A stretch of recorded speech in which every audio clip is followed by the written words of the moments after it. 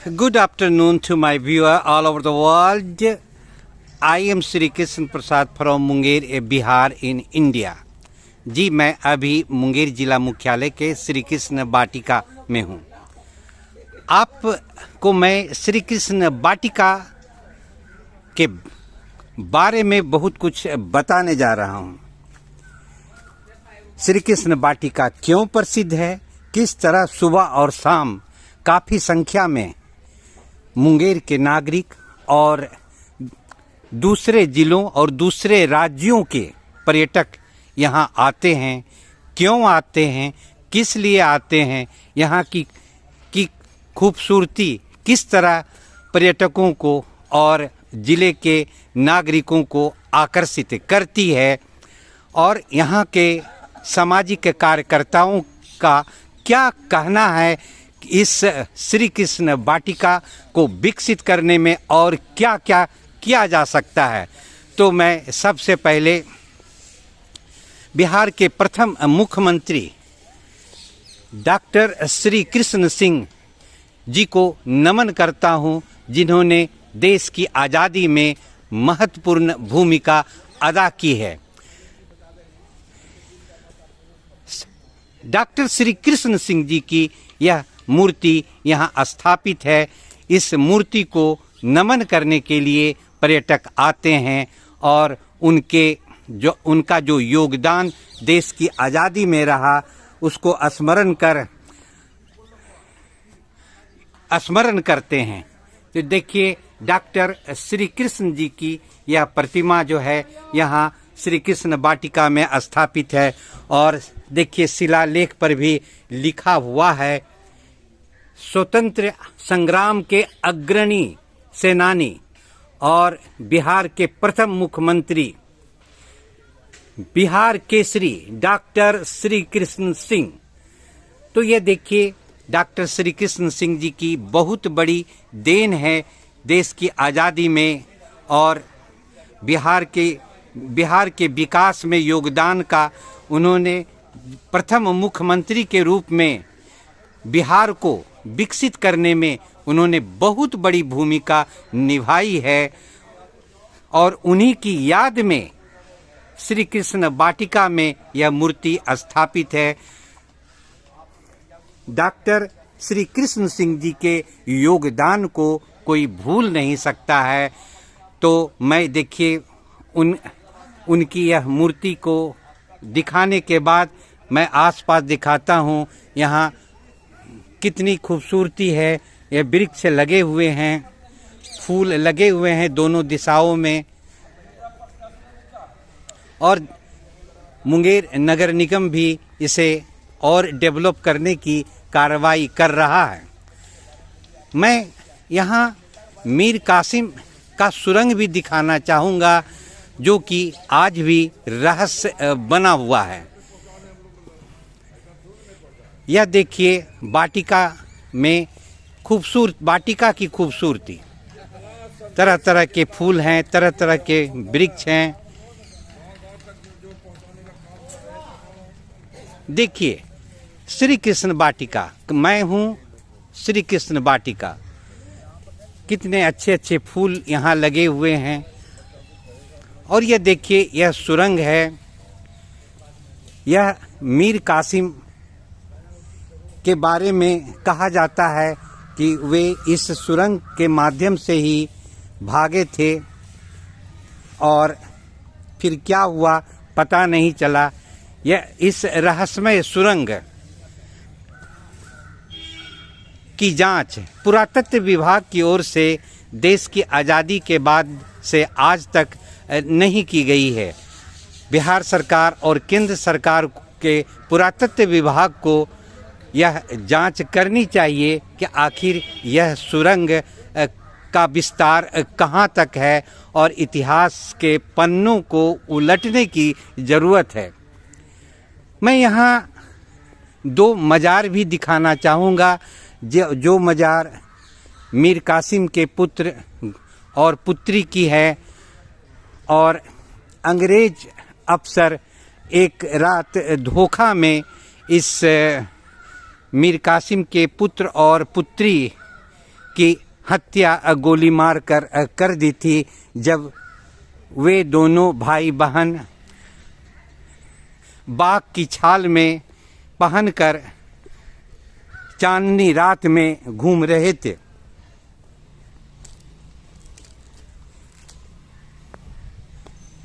यह भी इतिहास बड़ा ही दर्द भरा है और यह मजार बताता है कि इन दो भाई बहनों ने कुर्बानी दी है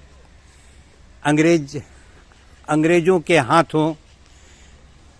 साथ ही यह देखिए, यह पहाड़ी टीला है जिस पर झरना बना हुआ है, परंतु झरना से पानी निकलना बंद है। यह भी झरना बना हुआ है, परंतु झरना से पानी निकलना बंद है। इन सब झरनों को चालू करने की ज़रूरत है, जिससे कि पर्यटक अधिक से अधिक संख्या में आवें और प्रकृति का खूबसूरती का आनंद उठावें।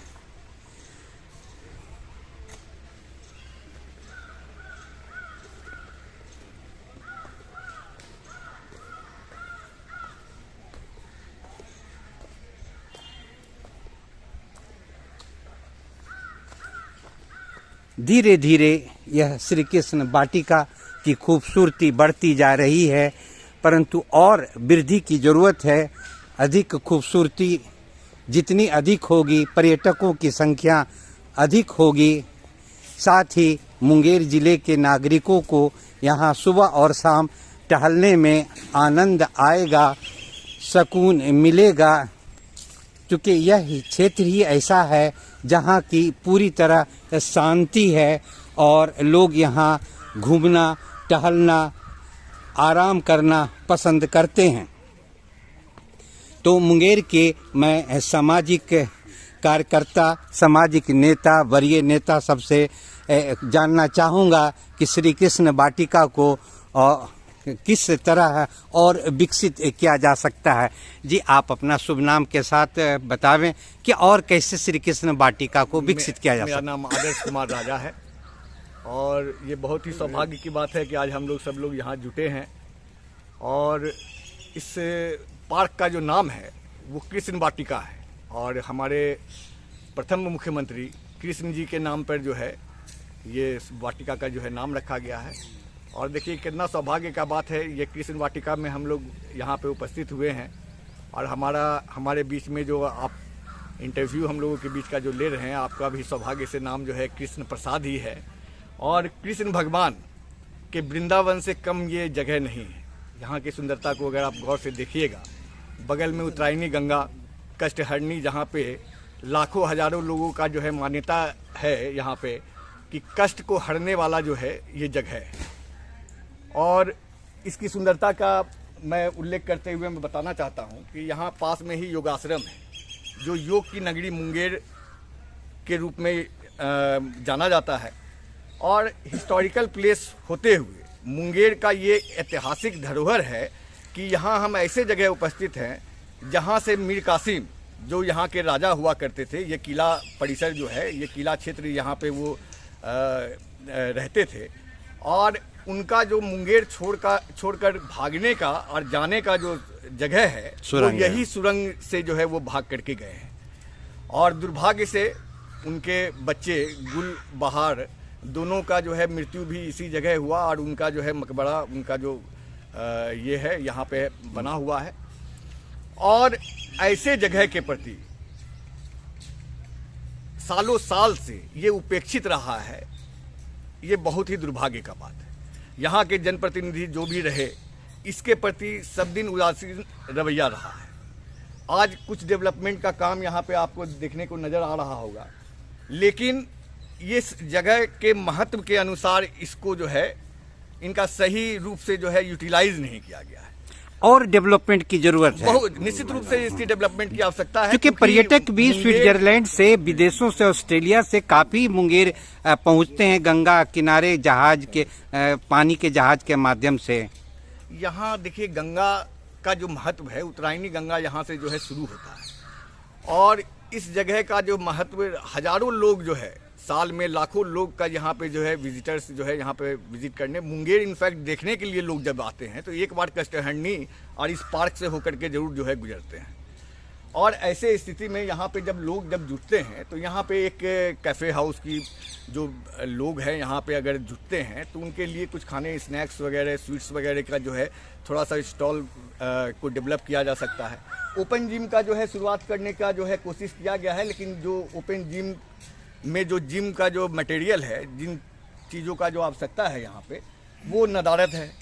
तो कुछ जिम के जो है मटेरियल्स को जो है बढ़ाया जाए और इसके माने डेवलपमेंट के लिए और भी जो है इसके बाउंड्री वॉल को जो है और भी जो है बढ़ा करके जो है, और एक तरीके से कहिए द्वार जो होता है, बनता है, वो बड़े बड़े द्वार के साथ जो है इसके अंदर एंट्री का जो है व्यवस्था रहे तो ये और भी जो है सुंदर लगेगा। जी जी। और पास में ही आप देख रहे हैं कि नगर निगम का इंटेक वेल का जो है वहाँ पे मशीन भी है, और वो वाला एरिया भी जो है ये रोड भी यहाँ का जो है बना हुआ नहीं है। लोगों को आने जाने में भी जो है बहुत काफ़ी कठिनाई यहाँ पे होती है। तो इन सब चीज़ों पे ध्यान रख करके जो भी जनप्रतिनिधि है उनसे मैं यही आशा करता हूँ कि इन सब चीज़ों को जो है पूरा करके इसको जो है मुंगेर का धरोहर है, इसको नज़र में रखते हुए इसके डेवलपमेंट के लिए कृष्ण वाटिका को सोचा जाए, डेवलप कुछ किया जा सकता है। बहुत आप अपना परिचय के साथ बतावें। मैं मंटू शर्मा, सामाजिक एवं राजनीतिक कार्यकर्ता हूँ और मुंगेर मेरा जगह है, मुंगेर मेरा जन्म स्थल है। मुंगेर से ही हम लोगों को जो है बहुत सारा प्रेरणा मिला है।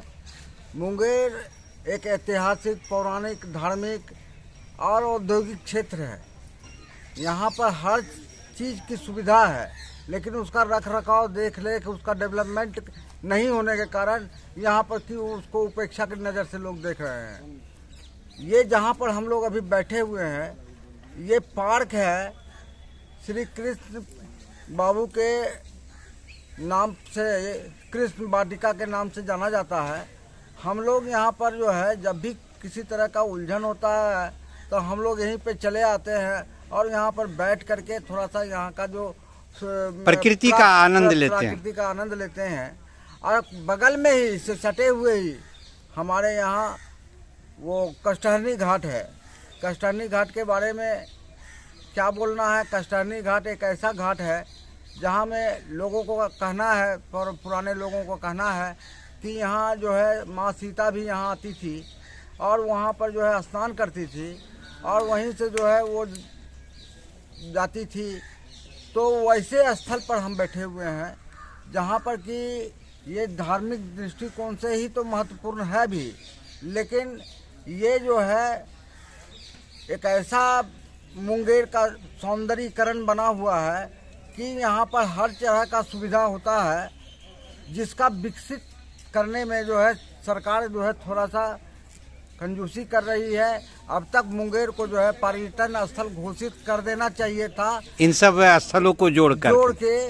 जैसे हमारे यहाँ कष्टहरणी घाट है, कृष्ण वाटिका है, बगल में कंपनी गार्डन है, गन फैक्ट्री है, योगाश्रम है, कुछ दूरी पर जो है सीता कुंड है। इस तरीका का यहाँ पर बहुत सारा जो है हमारे यहाँ धार्मिक और सांस्कृतिक रूप से जो डेवलप करने का जो जगह है, उसको जो है डेवलप करते हुए इसको पर्यटन स्थल घोषित कर देना चाहिए, जिससे यहाँ आने वाले देश विदेश के लोग आते हैं। यहाँ पर योगाश्रम है, योगाश्रम में जो है विदेशों के बहुत सारे लोग आते रहते हैं। तो यहाँ का जो दृश्य है उसको देख करके वो भी लोग जो है बहुत आकर्षित होंगे, आनंदित होंगे और आकर्षित होते हैं। तो मुंगेर में अब थोड़ा सा जो भी आप अपना शुभ नाम और पदनाम के साथ बतावें कि डॉक्टर श्री कृष्ण सिंह की स्मृति में जो श्री कृष्ण वाटिका का निर्माण किया गया है, काफ़ी खूबसूरत है, कोई शक नहीं है। और किस तरह इसको विकसित होना चाहिए।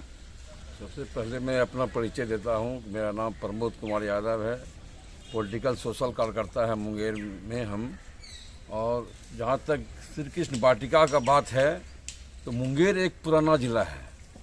मुंगेर की जो उस समय जो क्षेत्रफल था, बहुत बड़ा क्षेत्रफल था। आज देख लीजिए मुंगेर से 5-5, 6-6 जिला कट गया है। खगड़िया हो, बेगूसराय हो, शेखपुरा हो, लखीसराय हो, जमुई हो। तो एक तो इतना काट छांट के इतना छोटा कर दिया गया मतलब ये जिला को कि मतलब उसका जो है ना एकदम जिला काट छांट के छोटा कर दिया गया। चलिए कोई बात नहीं, ठीक है, लेकिन जिस ढंग से ये विश्वविद्यालय ये कहते हैं यूनिवर्सिटी परमंडल मुंगेर परमंडल बना है, ये मुंगेर परमंडल है, परमंडल में जो सुविधा होना चाहिए या वो परमंडल का जो मतलब रूप होना चाहिए वो रूप यहाँ नहीं दिखता है।